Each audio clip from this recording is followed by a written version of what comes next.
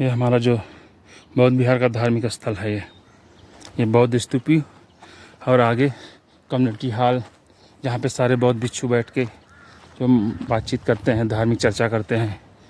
बौद्ध धर्म में 3 चीज़ बहुत ही त्रिरत्न है, जिसे कहते हैं बौद्धम शरणम गच्छामि। तो बुद्ध के शरण में जाओ, मतलब भगवान बुद्ध जो हैं उनके शरण में जाओ। बुद्ध के शरण में जाओगे, इसका मतलब है आपका सेकंड है धम्मम शरणम गच्छामि। तो भगवान बुद्ध ने जो भी हमें शिक्षा दी है उसको धम्म कहते हैं, उसको मानो, उसको शरण में जाओ। और तीसरा होता है संघम शरणम गच्छामि। इसका मतलब होता है जो बुद्ध के शरण में गया, धम्म की शरण में गया, वो एक उसकी कम्युनिटी बन गई, एक बौद्ध धर्म के लोग बन गए, उनके शरण में जाओ।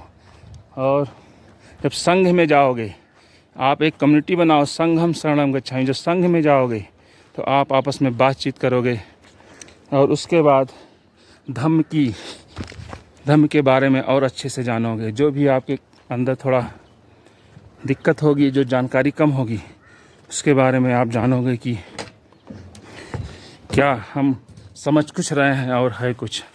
तो ये नीचे हम हॉल में आ गए हैं, इसके आगे स्तूपा है। बौद्ध धर्म के जो ये 3 रत्न हैं, इस पे हमें एकदम स्थिर रहना चाहिए।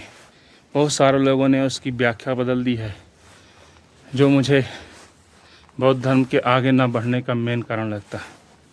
बुद्धम शरणम गच्छामि का केवल और केवल एक ही अर्थ है कि आप बुद्ध के शरण में जाओ। बुद्ध का मतलब होता है भगवान बुद्ध, ना कि बुद्धि के शरण में जाओ, ज्ञान की।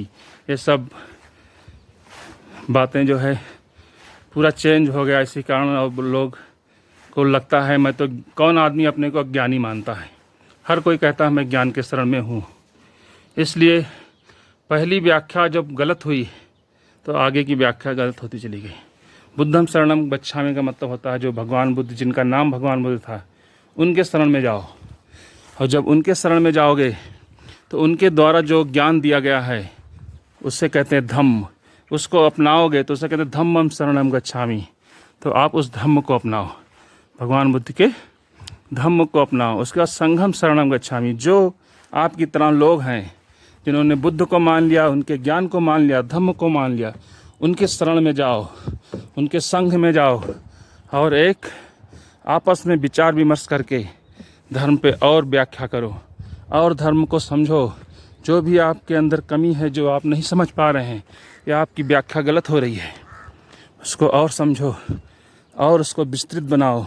आप अपने मन से कुछ सिद्धांत भी दे सकते हो।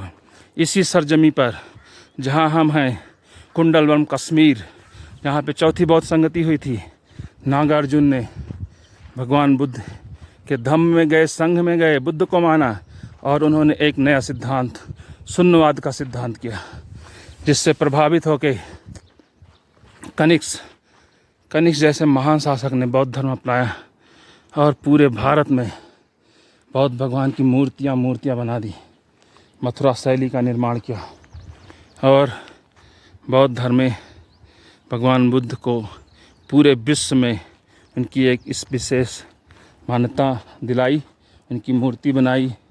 और 2 भाग में जो बौद्ध धर्म बटा, यहीं से बटा और दोनों ने एक कर्म का सिद्धांत भी यहाँ से शुरू हुआ कि हमें मानव जात के लिए कर्म भी करना है।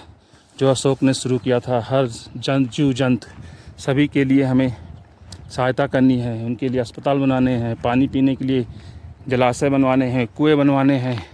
तो धम्म का जो सिद्धांत विस्तृत किया गया, उसी आपसी बातचीत से निकला कि हम और आगे बढ़ेंगे। और जो आदमी बौद्ध भिक्षु नहीं है, नॉर्मल जनता है, नॉर्मल जीव जंतु हैं, उनके लिए भी अब हमें काम करना है। इसी प्रकार दोस्तों, हमें बौद्ध धर्म के जो 3 रत्न हैं, अगर 3 रत्न को हम समझ लेंगे तो अपने आप हमें और ज़्यादा समझने की ज़रूरत नहीं। उस व्याख्या पे हमें अटल रहना है।